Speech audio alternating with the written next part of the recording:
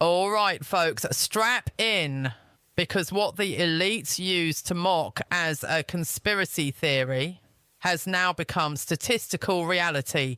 Britain, a majority white nation for over 1,000 years, is now projected to become minority white within 40 years. And no, that's not a theory. That's Office for National Statistics data. By 2063, white British people will no longer be the majority. By 2079, over 60% of the UK population will be either foreign-born or the child of immigrants. So what does the government do? Nothing. In fact, Lisa Nandy, Labour's so-called culture secretary, admitted it herself. The North could go up in flames. She said it in the New Statesman, and she's not wrong.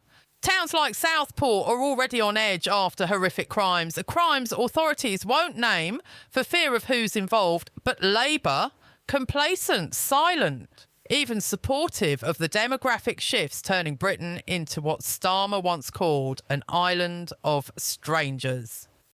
So let's talk about London's failed mayor, Sadiq Khan. You want to see imported misogyny in action? Just watch how Khan speaks to women in public office.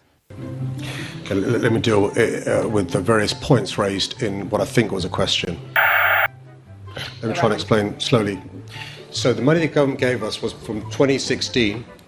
You can try and be condescending all you like, Mr. Mayor. I've repeated the figures give me a you chance. gave to me. I'll be more so. Give me a chance. I'm astonished you're not aware of these figures. I know these figures because I examine them regularly, and I meet the bereaved families, and I meet them on a regular basis. So it wasn't a shock to me at all. Well, it must have been because you gave the wrong figures at the beginning, and the Commissioner actually said you've both got it wrong. Both you and I gave much lower figures than was the fact, which is why I'm asking you the simple question, were you shocked by those terrible figures? Well, I'll answer again.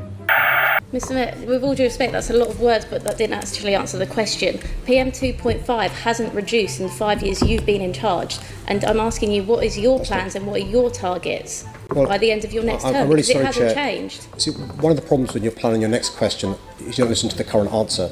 So I did say you're wrong because particulate matter has gone. Then. Tell me your target. Because particulate matter has gone down by 27% in central London because of the ultra-low emission zone. And I also said... PM 2.5, Mr. Mayor, it's still breathed by 99% of Londoners. It hasn't changed in the last 5 years. King's College study has found that. I'm telling you, particulate matter in central London, PM 2.5, has gone down by 27% because of the ultra-low emission zone. I've also explained that the target is to get to zero by 2030. And I've also explained we have milestones along the way. I further explained that the expansion of ULEZ in 11 days' time, which you oppose, will further... His pattern is clear, dismissive, rude, evasive. But where's the outrage? If a white Tory man behaved like this, the media would go nuclear. But Sadiq gets a pass. Why? Because calling it out means confronting the culture he represents, and that's not allowed. Now, we all know that Reform UK made promises, big ones.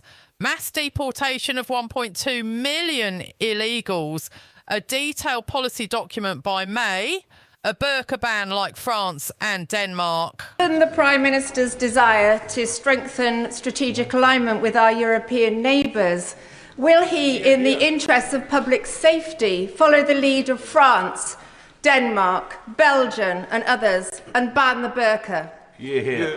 Prime Minister. So where is it? It's June. No plan, no draft, no deadline met. Nigel Farage promised action. But critics like Rupert Lowe are calling it what it looks like, and a headline grab, not a real plan. They even promised to privately prosecute Labour's Jonathan Reynolds. Nothing's happened. Britain doesn't need another party that talks tough, then folds when the press kicks off.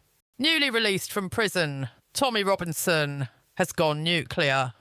This time on the mainstream press, he's naming the journalists, exposing the double standards, calling out how the Sun, the Guardian and the Mail paint him as a monster, while ignoring real violence from actual extremists. And he's right, because these papers don't care about facts. They care about narratives, clicks, power. Just like actor Eddie Marsan, who went on a podcast to claim that the white working class are too stupid to resist patriotism. They wrap themselves in flags, but you can't eat a flag, said Marson. Oh, really? Tell that to the families who built this country, the miners, the builders, the soldiers.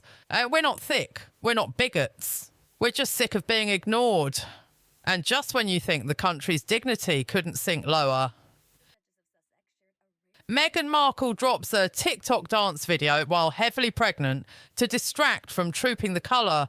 This is supposed to be royalty, not Kardashian cosplay. They're using their HRH titles to build a Hollywood brand while mocking the very institution they claim to represent. It's time. Strip the titles. End the charade. Let Britain move on. Britain's at a crossroads. So what's next? Immigration, demographics, cultural identity. They said we were paranoid. Now it's official data. We have 40 years, maybe less, to decide what Britain will look like and whether we even stay a nation or just become another managed zone in a globalist map. Get involved, speak out, share this video, drop your comments below, subscribe to Yorkshire 24, and don't forget, we don't do censorship, we do truth and straight talking. See you on the next one.